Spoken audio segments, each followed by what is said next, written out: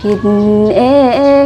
ที่ใจไม่เข้มแข็งพอจะเลิกกันผิดเองที่ปล่อยให้มันค้างคาคว้างงูไม่พ้นคอคว้างสุดแรงก็ไม่ไปคว้างเธอไม่พ้นใจแฟนเก็บอยู่แบบเจ็บๆอย่างคนเป็นน้องมีหน้าที่คอยช่วยเธอบรรเทายามเหงาอ้อมแขนไม่ใช่ตัวจริงเป็นไม่ได้แม้แต่ตัวแทนเฮ้ยลุงมาสู่เมืองเวหัวใจว่าเวภาวาดภวังคิดถึงหักงานทาดอิงทางโอ้บ่าวเมืองวังน้องยังจำมันเงินเดือนใส่ซองเฮาส่งถ้าพูดได้ว่าเสียงดีเดี๋ยวนี้มันก็ต้องมาคลิปมาเฮงเนาะเขียนเด็กคลิปมาคอมเมนต์เด็กคลิปถ้าว่าคอมเมนต์อื่นนะครับบ่นับเฮานับแต่มักเด็กคลิปมาเลยถ้ามักคลิปหลายที่สุดเนี่ยคือว่าน้องเพิ่นก็เสียงผ่านละลองคอมเมนต์มาบ่ม่วนกดศูนย์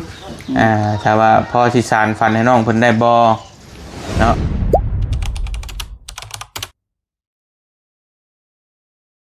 นัดหนูว่าอะไรก็เอาจ้องตากันนี่จ้องบ่ได้น้ำตาออกเลยเฮ้ยอีลี่เมื่อกี้นี่ก็คิดเอ้าพี่น้องอำพรยังมาเอิ้นบ่สิตะบิคะแนนเราบ่มาล็อกประตูนี่ล็อกเสียงดังกอกไว้ล็อกประตูไว้อีกนะมึงล็อกประตูอีกแต่เอาง่ายๆถ้าจ้องตานี่เขาเชื่อว่าตาเพิ่นไหลโอ้อีลี่ไปจ้องให้เบิ่งนึกจะบาดโอ้ยจะถ่ายอยู่รถบ่ถ่ายอยู่รถมันฮ้อนได้คิดลายกูเปิดอันนี้เลยมันเป็นยังจะคิดลาย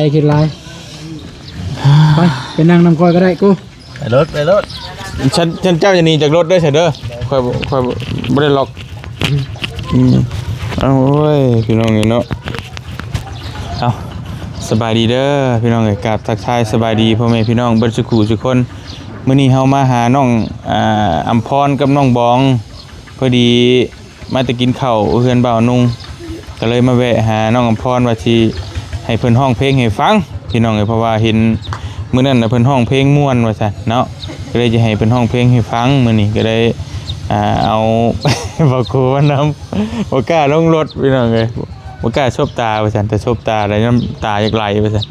โอ้พี่น้องเฮ็ดได้ไรเด้บาดนี้เมื่อยเด้เนาะถึงมาเราตายอีกมีแต่เจอแต่ความหักได้พี่น้องเนาะตุนซึ้งยังซึ้งไอ้บ่าวอยู่เพราะว่าเนาะความหักพี่น้องบ่เข้าไผออกไผอ่ะบ่อยากว่าอะไรบ่เปิดประตูกันนิดนึงเจ้าเครื่องโอ้บ่ไปนำกันรีบ่รถไปอยู่นี่มันฮ้อนนะบ่อยู่นี่เปิดประตูเลยเด้ไปรถฉะนั้นน้องเพิ่นสิว่าเขียดช่างให้เนาะเขียดช่างเด้อหั่นเอาบ่ต้องสบตามีแต่ไปนั่งสิบ่ต้องสบตาก็ได้ไปบ่สบตาไปรถจังว่านี่ฉะนั้นน้องสิว่าเขียดช่างนั่นบ่ได้เขียดไปช่างเลยว่าเลยอ้าวบาดคือตัวนี้อย่าไล่จะได้บ่บังคับจิตใจกันเนาะเฮ็ดแล้วท่าอยู่นี่แหละเด้อไปกันเพราะว่ามันเป็นความรู้สึกเราก็ไม่อยากพี่น้องเอ้ยบ่ติไผแล้วบ่ได้เด้อพ่อเฒ่าเด้อโอ้เป็นตัวรอนะมันนี่บ่เฒ่าไปใช่ซาลาเปาบ้านในห้องเอาลูกซาลาเปากินบ่นุ่งเสื้อนะบ่ให้เลยบ่นุ่งเสื้อเสร็จดิอยู่เพื่อนบ่นักห้องเฮานักร้องสังกัดอยู่ที่เฮือนครับเตียงทองมิวสิกคือว่าค่ายเตียงทองมิวสิกแม่นบ่เล็กคอร์ดเตียงทองเล็กคอร์ดแล้วแต่สิวะ ยังบ่เข้าใจความหมายคำว่าเรคคอร์ดอย่างนั้นเลย ลึกๆอีหลีไอ้ก็บ่เข้าใจกัน เอาอันนั้นซะสแนลเนี่ยน้องยังบ่เข้าใจ ชาแนลนี่ก็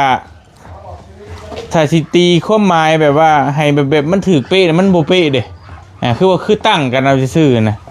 ตั้งกันแบบชาแนลแบบว่ามันมันเป็นอีกเด้อคำสิว่าบ่เตียงบ่ก็จะมันความเข้าใจของคนมันบ่คือกันนะพี่น้อง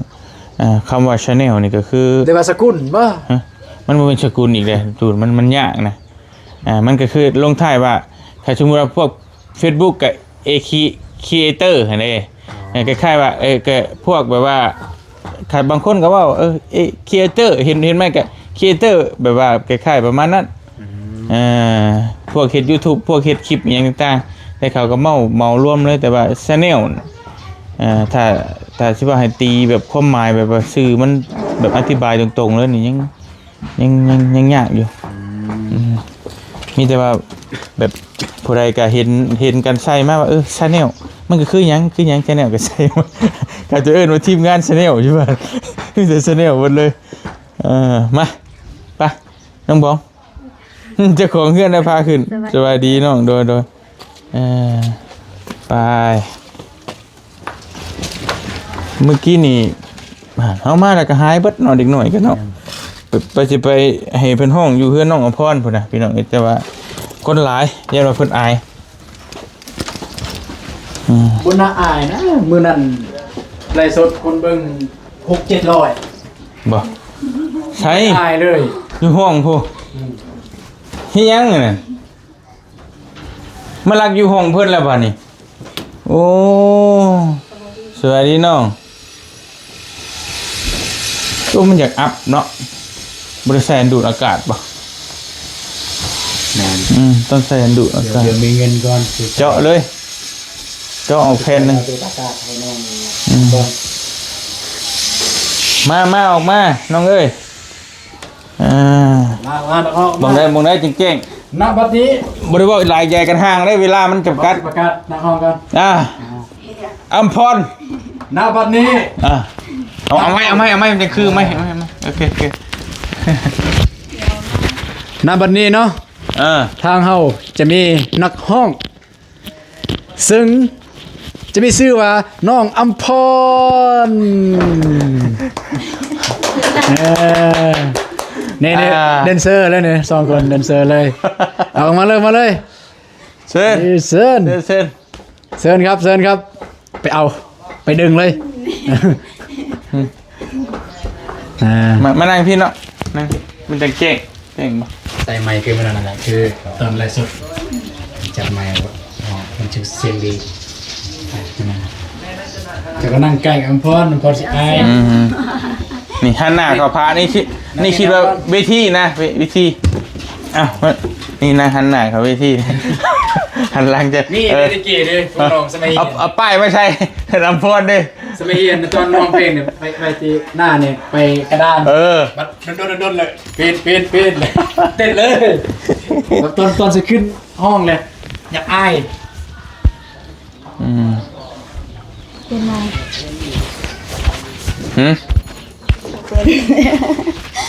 นี่ว้าวคือมื้อนั้นมาน้ำรถยังห้องได้พี่น้องไงมารถมาตะเก็บกาแฟห้องเลยอันจะเพลงประมาณถนัดแบบว่าห้องแบบบ่ของบ่คาเลยไอ้บ่ได้เอาอย่างไรไอ้บ่ได้เอาแบบดนตรีอย่างเด้อได้สดๆเลยได้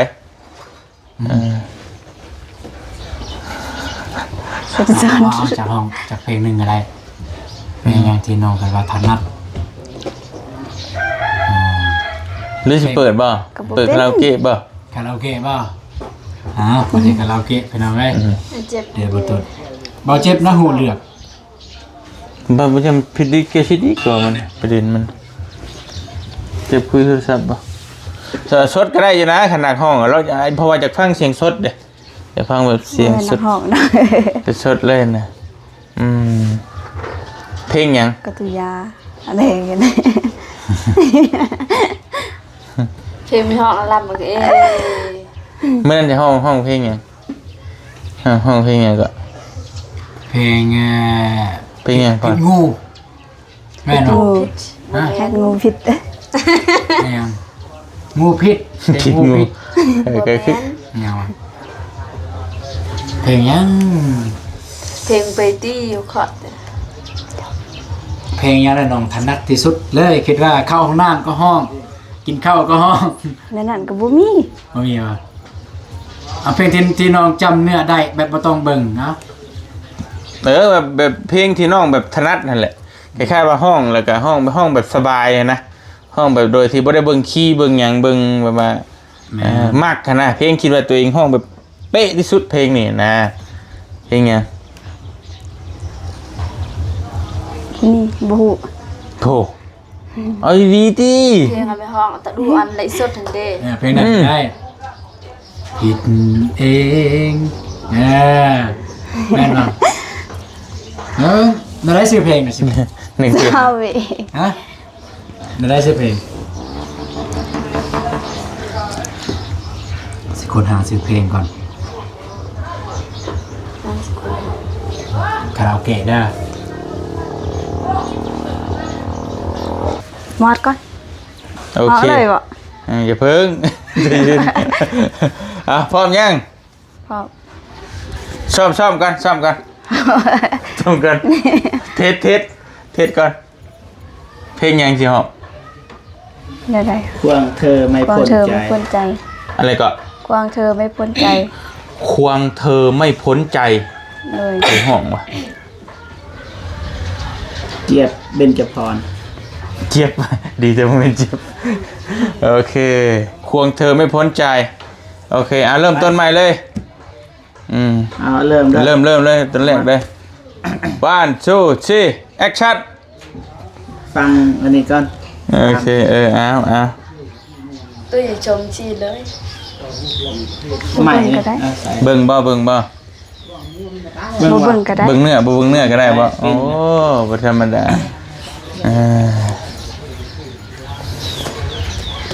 ส่งจมน้ำตาเพราะเธอ ไม่รู้กี่ครั้งเสียไปทุกอย่าง ทั้งกายใจ เธอมันงูที่คอยแหวงเอาเรื่อยไป เจ้าชู้มักง่าย ไม่เลิกราผิดเองที่ใจไม่เข้มแข็งพอจะเลิกกัน ผิดเองที่ปล่อยให้มันค้างคาคว้างงูไม่พ้นคอคว้างสุดแรงก็ไม่ไปคว้างเธอไม่พ้นใจไล่ให้ไปยังย้อนมา ต้องทนต้องรับกรรมรักเธอไปทั้งน้ำตาเมื่อเธอไม่รู้ค่าทิ้งบาดแผลไว้มากมายเมื่อในใจยิ่งรักยิ่งช้ำให้เธอทั้งหัวใจแต่สุดท้ายเหมือนตายด้วยพิษงูเป็นยัง ต่อเลย ต่อ อันนี้ ซ้ำห้องเสียงสดเลยเพราะว่าบ่ได้ยินเสียงดนตรีเลยยานตีลิขสิทธิ์ ม่วนเป็นเอาไงเนาะน้องเป็น เองที่ใจไม่เข้มแข็งพอจะเลิกกันผิดเอง นี่เด้อพี่น้องเด้อ ที่ปล่อย เพลงน้ ให้ องเพิ่นห้ มั อง นค้างคาคว้างงูไม่พ้นคอคว้างสุดแรงก็ไม่ไปคว้างเธอไม่พ้นใจไล่ให้ไปยังย้อนมา ต้องทนต้องรับกรรมรักเธอไปทั้งน้ำตาเมื่อเธอไม่รู้ค่าทิ้งบาดแผลไว้มากมายเมื่อในใจยิ่งรักยิ่งช้ำให้เธอทั้งหัวใจแต่สุดท้ายเหมือนตายด้วยพิษงูเมื่อในใจยิ่งรัก ยิ่งช้ำให้เธอทั้งหัวใจแต่สุดท้ายเหมือนตายด้วยพิษงู เมื่อจะช่วยปั๊บบักชิป ปับมาค่ะ เมื่อเพลงยังอีกอยู่นี่ เพลงไง เอาเพลงหนึ่งอีกเพลงหนึ่ง เอาอีก อีกเพลงหนึ่ง เพลงหนึงเพลงยังก็ได้เลย เอาดื่มน้ำก่อน เพลงยังมือจุดสั่นกระบาบนี่หน่อยมันนี่บ่เตียงหู้แล้วบ่น้องเพิ่นบ่เป็นตัวของตัวเองยังอายอยู่นะถ้าว่าเอาโทรศัพท์ผู้เดียวนี่ห้องผู้เดียวนี่สิดีกว่านี้ยังดีกว่านี้แต่ว่าอันนี้เป็นเสียงสั้น มาคนไทยเอาเพลงยัง เพลงยังที่น้องถนัดน้องคิดว่าห้องเพลงยังก็ได้ 2 คนห้องเพลงเด้อ แต่เบาจิ๊บแล้วป่าน บ่ นี้ เป็นเพลงนั้น เราจิ๊บได้เสียงดี บ่ทันเป็นเด้คิดอะไร บ่ก็เอาเพลงที่ห้องผู้เดียวสิเป็นหยังเพลงยังก็ได้เพลงยังก็ได้ที่คิดน้องคิดว่าน้องถนัดบ่ใช่นี่ก็ได้ติน้องเคยมีบ่เพลงห้องลิ้นไป บ่ใส่อัน แบ นี้ บ มันบ่ม่วนเลยใส่กับดนตรีนะมันเลยบ่คือเฮาห้องด้วยเอาไว้ กระจักเพลงก่อน หาเพลงก่อนพี่น้องจักหน่อยนึงโอ้เอา1 2 3เพลงหยังก็ แฟนเก็บ เพลงหยังนี่แฟนเก็บ แฟนเก็บคือว่าแฟน แฟนเก็บ แฟนเจ็บ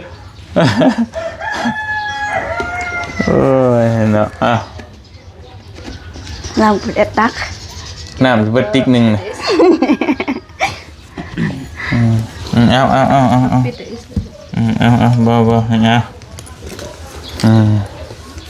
นักร้องก็แล้ว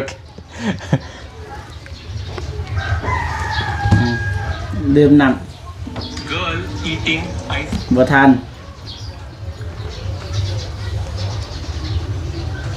สิกินน้ำบ่ยังบุเป็นตัวของตัวเองนะหนังห้องเอาเลยสบายเอาไปบุเบิ้งก็ได้เอา ใครรู้ว่าเราคบกัน คือคำที่เธอนั้นย้ำเตือนฉันอยู่เสมอบ่ได้เธอบอกว่างจากตัวจริงแล้วเธอจะรีบมาเจอรู้ไหมน้ำตาฉันเมื่อเธอหันหลังจากลาลำโชคหัวใจฉันไว้ใช้งาน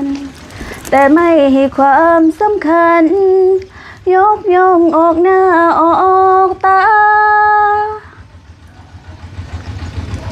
เป็นตุ๊กตาคลายเหงาอยู่ห้องเช่าคอยเธอโทรมาเมื่อเธอนึกอยากมาหาฉันจึงมีค่าในฐานะแฟนแฟนเก็บอยู่แบบเจ็บๆอย่างคนเป็นน้องมีหน้าที่คอยช่วยเธอบรรเทายามเหงาอ้อมแขนไม่ใช่ตัวจริงเป็นไม่ได้แม้แต่ตัวแทนแค่คนที่เธอหลบแฟนแอบมาหาเวลาใจเศร้าหากใครสักคนเขาเดินเข้ามาคบฉันออกหน้าออกตาให้เกียรติว่าฉันคือแฟนเขาอยากถามเธอดูสักคำปล่อยฉันไปได้หรือเปล่าหรือจะขังฉันไว้ในเงาทำหน้าที่แฟนเก็บจนตาย ท่อนหนึ่ง ต่อเลย ทางน้องนี่ยินนี่เสียง ต่อเลย เสียงบีดนี่ ต่อเลยว่าบันนี้ได้แล้วบันนี้ขึ้นแล้วบันนี้มาแล้วบันนี้ โอเคต่อเลยแล้วพอแฮมจบเลยนะ แฟนเก็บอยู่แบบเจ็บๆอย่างคนเป็นน้อยมีหน้าที่คอยช่วยเธอบรรเทายามเหงาอ้อ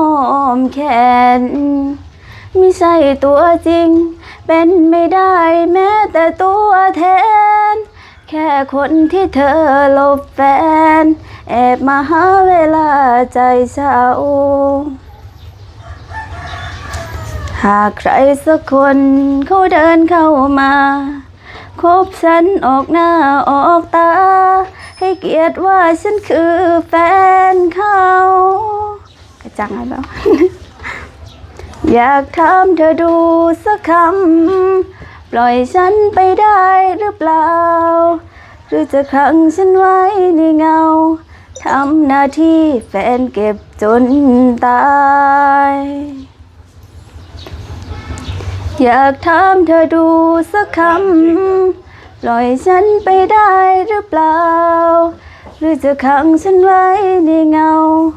เป็นแฟนเก็บของเธอจนตาย จบมวน เอาอีกเพลง ลองเพลงคาร์เลาะบ้างเข้าเลยเสียง คาร์เลาะ สียงเจาะแม่นกับผู้สาวคาร์ เรา เลาะ คือผู้สาวขาเลาะ แม่น ฟังนะ ได้ปะ แบบได้เลยเสียงนะ ได้ปะ ได้ เพราะเสียง โอเค ให้น้องเพิ่นเลือกเพลงถนัด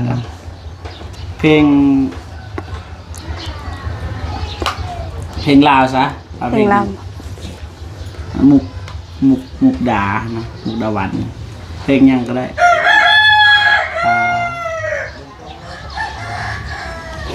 เพลง เพล เรา งทาปางทองในดวงใจเคยฟังปะ จนทำมาก็ห้องใดหรือบอกก่อน ตัวที่เป็นห้องได้นะก็ได้ก็ได้ มันมีพิมพ์ลาว จะเบิดแล้วบ่เปิดก็บ่เป็นหยัง บ่มีเสียงเพราะว่าเราพี่น้องเสียงสด ฟังเพลงซึ้งอย่างนอนในบ่เตียงจะได้กินกาแฟเนาะแม่นแล้วมื้อนี้ยังบ่ได้กินกาแฟ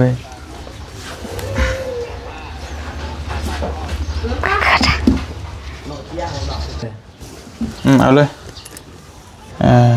หรือว่าเปิดเลยทางนี้เบา เปิดได้ปะ เปิดได้ก็ได้เปิดเอาเปิดเบาๆก็ได้เพราะมันเข้าบรรยากาศนิดนึงเงี้ยเสียงเคน ไม่ใช่ละ สร้างเสริมเลย ใช่เสริมแล้วจริง เอาเลย แล้วส่งมาให้ว่ากันลายดึง เหมือนเวหัวใจว่าเพราะวัง เพลงชื่อว่า เดี๋ยวนี้ ๆ ต้องลุกเต้นเลยเพลง เบา นี้ เมืองวัง มันหักมาเวางเฮ้ยลุงมาผิดต้นมาข้างหลังพี่เอ้ามาเข้ามา อยู่สู่เมืองเวหัวใจว่าเวภาวาดภวังคิดถึงหักงานทาดอิงทางโอ้บ่าวเมืองวังน้องยังจำมันเงินเดือนใส่ซองเฮาสองเที่ยวงานร่วมกัน ก่อนจากฝากเมืองสวรรค์สองเฮานั้นต่างก็สัญญาอย่าลืมมีหลงยังคิดพะวงขานิ่งไอเรื่อยมา เคยนัดวันสงกรานต์ปีหน้าน้องสิทาที่เลนูนครเอาไปสาบานต่อสันปู่ทลาแดงขอพรที่เมืองเวเคยมีมาก่อนต่างขอพรก่อนวันวิวา ให้เข้ากับบรรยากาศเด้ วอนปู่ทลาจงมาเป็นพยานให้เพื่อความหักของสาวผู้ไทยสองฝั่งจงใดยืนยาวนานเหมือนดังลำคลองไหลประคองสองฝั่งลำธารอย่าได้มีสิ่งมาขวางกันหากเขานั้นมีวันจางน้องอยู่เมืองเลคิดฮอดเจ้าเดผู้เบาเมืองวังยังฮักเดียวดังมีมนต์ขังมีดีหวังลงสายฮักกายังตั้งจะต่อตั้งเจอรอคันมาเจ้าเนอยังคอยท่าไออยู่เสมอยังหวังเป็นเพอไม่อยากเมืองวังขอ เฮ้ย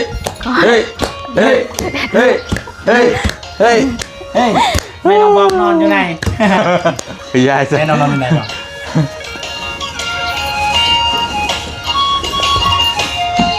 เสียงเพลงเสียงรำกันมาเสียง วอนปู่ทลาจงมาเป็นพยานให้เพื่อความหักของสาวผู้ไทยสองฝั่งจงใด ยังยืนยาวนานเหมือนดังลำคลองไหลประคองสองฝั่งลำธารอย่าได้มีสิ่งมาขวางกันหากเขานั้นไม่มีวันจางน้องอยู่เมืองเวคิดฮอดเจ้าเดผู้เบาเมืองวังยังฮักเดียวดังมีมนต์ขังมีดีหวังลงสายฮักเกอยังตั้งเจอต่อตั้งเจอรอคันมาเจ้าเนื้อยังคอยท่าไออยู่เสมอยังหวังเป็นเพอเมียเมืองวัง ม่วน ยังว่าเพลงหนึง พอแล้ว ได้แล้วก็ได้ม่วนปิดโอเคตัวเบิดน้ำติ๊กหนึ่งโอ้แต่ก็ม่วนเนาะเสียงม่วนเพราะว่าเฮาทดสอบเบิ่งนี่ถ้าบางคนห้องเพลงที่เจ้าของถนัดน่ะม่วนแต่ไปห้องเพลงอื่นน่ะมันบ่ม่วนเด้อเบิ่นนั่นคือเสียงบ่ดีแต่ว่าคือเพลงเฮามักแล้วที่ห้องตามตลอดแล้วมันสิดุคอมันสิได้ แต่ไปห้องเพลงอื่นน่ะบ่ได้แต่อันนี้ห้องเพลงหยังก็ได้เบิดนะตัวเสียงน้องเพิ่นดี เอาเพลงหนึงซะน้องขอเพลงเราเป็นซาปากทาง หยุดเอา สาวปัก บ่ได้บ่ซาปากทางเอาเพลงหนึง มา มา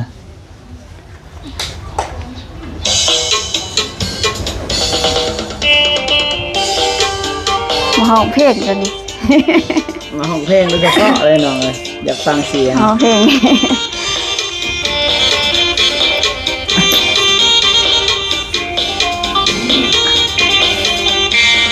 สาวปากทางคอยทางอายทุกเวลา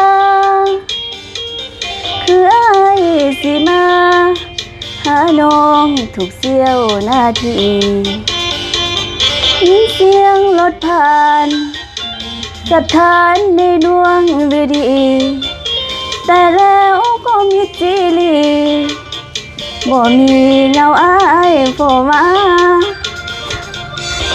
ยืนคอยทาง ลองเลย เพลงบทนัดได้แล้วเอาต่อเลย ทั้งเขาใจเหงาสุขเศร้าโศกาเดี๋ยวคนเป็นห่วงซ้ำสวงในดวงชีวาสัญญาบ่เป็นสัญญาบ่เคยน้องเคยคิด แล้วมันบทนัดแล้วมันบทนัดมันไวโผล่เลย เก่ง ไปจะพวกนั้นนะวะน้อง อย่าพูดอันนี้บ่ โดย อ้าวอยู่บ่เจ็บบาดนี่เป็นไงเจ็บ อยากคือท่าหนังบ่ มีแนวเลยหมอนี่ มีอะไรหรือเปล่า มีต้องมี บ่เจ็บขาอันนั้นบ่ได้ โอเคเอาได้แล้วนี่ก็ม่วนแล้วพี่น้องเอ้ยเพราะว่าทาง เอาปากทาง น้องเพิ่นก็ยังบ่ได้เคยแบบว่าห้องแบบจริงจังจักเทื่อนะถือว่าโอเคนะ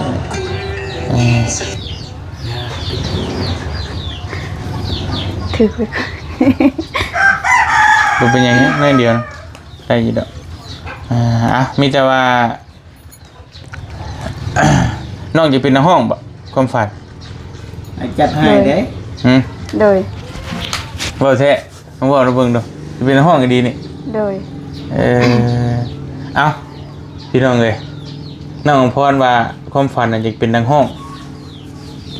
เดี๋ยวให้พี่น้องโหวตเบิ่งคลิปนี่ถ้าผู้ใดว่าเสียงดี เดี๋ยวนี้มันก็ต้องมาคลิปมาเฮงเนาะเขียนเด็กคลิปมาคอมเมนต์เด็กคลิปถ้าว่าคอมเมนต์แนวอื่นนะครับบ่นับเฮานับแต่มักเด็กคลิปมาเลยถ้ามักคลิปหลายที่สุดนี่คือว่าน้องเพิ่นก็เสียงผ่านละลองคอมเมนต์มาเบิ่ง คันบ่ม่วนน่ะกดแต่เลข0 แม่นบ่ม่วนน่ะกด0ถ้าม่วนน่ะกด10เด้อกดมาเบิ่งเดี๋ยวว่าเตียงสิไล่เบิ่งถ้าว่าพอสิสานฝันให้น้องเพิ่นได้บ่เนาะถ้าว่าเป็นไปได้ก็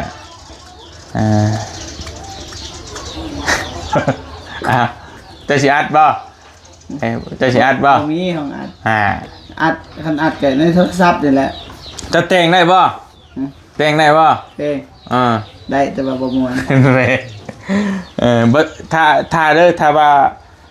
มันโอเคนะบ่เตียงสิลงทุนให้เพลงหนึงดังบ่ดังบ่ฮู้แหละถ้า FC เพิ่นเห็นว่าโอเคนะต้องเบิ่งก่อนว่าสิมีคนแต่งเพลงให้บ่หรือน้องเพิ่นแต่งเองได้บ่ แต่งแล้วก็ไปอัดห้องใหญ่เลย แม่นเข้าห้องอัดใหญ่เลยมีครบเรียบร้อยแล้ว ไปครับ แต่มันลงทุนประมาณ10,000นะหมื่นกว่าบาท เด้อ แต่บ่เป็นหยัง ได้จำเพลงเบอร์เตียงก็ยังใครได้4,800,000เนาะได้ช่วงนั้นก็โอเคได้ทุนคืนอยู่บ่ได้ซะ อะไรวะ บ่ได้ซะ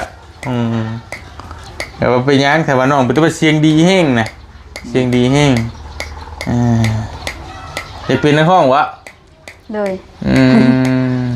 เป็นหยังจริงๆเป็นนักร้องความคิด มักห้องเพลง มังห้องเพลง โดย บ่อายบ่ล่ะขึ้นไปที บ่ บ่ มันนั่งน้ำมันนี่มันอายโอ้พี่น้องมักห้องเพลง โดย แต่พ่อแต่งเสียงดีนะพี่น้องเนาะลองเบิ่งมัก10ผู้ใดเห็นว่ามันม่วนน่ะกด10มาพี่น้องเอ้ยผู้ใดว่าบ่โอเคเสียงบ่ผ่านน่ะกดเลข0แล้วบ่เตียงสิไปลองเบิ่งเนาะแต่ว่าเพลงหยังที่ถนัดที่สุดแบบซึ้งๆเศร้าๆบ่รู้ว่าแนั่นได้แน่น้องถนัดหรือเพลงไวๆแบบว่าห้องมันแบบมักห้องนะเพลงอกหักบ่หรือเพลงเศร้าบ่สมมุติว่า เพลงไวก็ได้ เพลงไวก็ได้แบบโยสิเลยก็ได้บ่ ได้ ได้พร้อมโอเคสัตว์เมื่อได้สิมีเวทีอีกนำมื้อนี้ บ้านน้องมันแล้ว โอเคเอาสันนี่เด้อไปกินน้ำกันเด้อเอา ของควรป่ะ ของขวัญห้องเพลงมวนนี่ แม่ เสียง นประตู เสียงยังเมื่อวานไปได้ก็เพิ่มตัวนี้เข้าไปนี่กระพุ่นกับซองทงซื้อมากินน้ำกันก็น้องบอง โดย นี่เด้ผมฟันจะเป็นยัง ต้มพันธุ์เป็นยังบอง เป็นนักห้องคือกัน อามีนบ่ โดย อ้าว ลอง เราเคยบอกน้ำน้องเด้ว่าของฟันนี่ก็เป็นนักห้อง ห้อง เพลง ยอม เบ้าอีหลีเนาะ เราเป็นยังของฝัน จริงๆเราจะห้องเพลงคือกัน จริง แต่ว่า ก็อยากเป็นนักร้องคือกันแต่ว่าเสียงน้องบ่ม่วน ให้ตัดสินว่าเสียงน้องบ่ม่วน ยั ทุ ง ก มา คน ใน ต้ ห้ อง อง มีเอกลักษณ์เป็นตัวของตัวเองข้อจะถือคีย์ถือ แต่ว่าเจ้าของเองตัดสินเองบ่จักคนอื่นอาจจะบ่ม่วนก็ได้ แม่ เจ้าของได้คิดว่าบ่ม่วนได้แล้วแหละ สิเว้าคือว่า1เมนเสียงบ่ม่วน2เวลาร้องหายใจบ่ทันนะ เอามันต้องห้องเพลงช้าไปนั่นน่ะ ห้องเพลง ต้องห้องเพลงช้าเพราะว่ามันยากได้พี่น้องเลยเพราะว่าเพลงแบบโอ้บ่เตียงเคยเข้าของอันแล้วบ่ได้มันบ่ได้ลูกคอนี่บ่ได้เพราะว่าถ้าคือเพลงแบบแนวมันเบาสุริ ATS นี่บ่ได้แรปนี่บ่ได้ต้องเก่งดีแล้วยอมรับเก่งต้องฝึกฝนมาดีแล้วเวลาเฮาฮ้องเวลาไปเสียแบบคือสิสไตล์วิศวะสั่น แม่นซึ่งซ่าฉะนั้นได้อยู่แต่ขาดส่วนตัวอ้ายแบบบ่มักนะอ้ายบ่มักห้องเพลงประมาณนั้น บ่มักขนาดบ่มักยังมีเพลงเป็นตัวของตัวเอง ก็นั่นน้องเพิ่นสนับสนุน ซั ให้ บไหม จะเห็นดีสิ โอเคได้แล้วสาป้าเดี๋ยวเฮาก็สิพาไปเวียกเด้อบัดนี้ขอบใจหลายๆเด้อน้องเด้อ โดย ที่ห้องเพลงให้ฟังมื้อหน้าเด้อฝึกเด้อน้องบองอย่าแล้วแต่ฮู้เด้ออ้าวถ้าเฮามีความฝันเฮาก็ต้องแสดงมาแสดงให้พี่ให้น้องได้เห็นม่วนบ่ม่วนก็ให้ FC เพิ่นตัดสินเฮาก็บ่ทันได้ว่านะฝึกเด้อ มันเก่า ให้น้องๆเป็นแค่เสียงไล่สด แม่เดี๋ยวถ้าได้เนี่ยเอาไปเข้าของอัดน้ำกันเลย เหนือสวรรค์เลย เพลงครูก็ได้ สวรรค์บ่ อยู่ใต้ก็ได้อยู่ แถวนี้ก็มี แถวนี้ก็มีปักเชนี่ก็มี แถวมยุทธ หยุดสารวัตรมีห้องอัดเรา บ้านมยุทธ เราอัดอยู่เพื่อนเลยบ่หยุดอยู่เพื่อนเราเอง ไหนว่า รู้จักบ่หยุดสารวั บ่ ตร ลือโอ้บ่ลือบ่ฮู้ ฮู้ บ่ฮู้ก็บ่ลือได้ระดับนี่ ไอ้จัดให้ มันเจ็บจันให้บ่ บ่ไอ้ เจ็บจันให้ก็ได้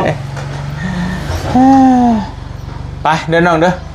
ถ้าไปเวียกก่อนกับมุกกับใจในไลน์ เลย ฝึกไว้เด้อแล้วมือขายเข่าก่อนมือขอเข่าแม่กันขายเข่าสนับสนุนน้องสนับสนุนน้องเพื่อนสนับสนุนโดย เงินในกระเป๋าเฮาเอง ผมมีผู้สนับสนุนเด้สนับสนุนโดยเข้าในเหล้าข่อยเองไปพากันกินเด้อมันสิบูดเด้อไปก่อนขอบใจได้ลาย เสียดายเด้อ โอเคน้องมื้อหน้าเจอกันน้องบองไป ไปก่อนเด้อเดี๋ยวเร่งมา สลัม เข้าคลัมอีกล่ะ โดยเรื่อง อู้ อะไรกันล่ะ ไปพี่น้องเอ้ยบ่เตียงขอตัวเดินทางก่อนบัดนี้เนาะกะมึงบ่โกดู เฮ้ย เป็นไหน ยังมีลมหายใจอยู่บ่บ่ เฮ้ยเอาหลบอีกเฮ้ย เอ้าเฮ้ย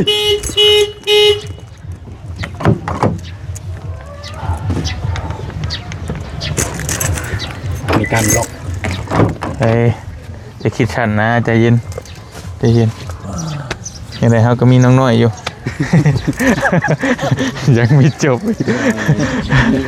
โอเคพี่น้องเอ้ยไปบ่เตียงขอตัวเดินทางก่อน ข้างในเลย ไปดีแล้วสิพาน้องๆเพิ่นไปหาสาวน้อยกันพี่น้องเนาะนี่มีผู้ใหญ่ซื้อข้าวไปให้เพิ่นไปขอตัวเดินทางก่อนไปได้คิดเห็นจังไดก็คอมเมนต์อยู่ใต้คลิปน้องอำพรห้องเพลงมื้อนี้ก็ได้เนาะม่วนบ่ม่วนก็ว่ากันความฝันเพิ่นอยากเป็นนักร้องพี่น้องเอ้ยไปสบายดีอยู่ดีมีแฮงบ่จะคุยทุกคนบ๊ายบาย ที่เขาเป็นคนแรก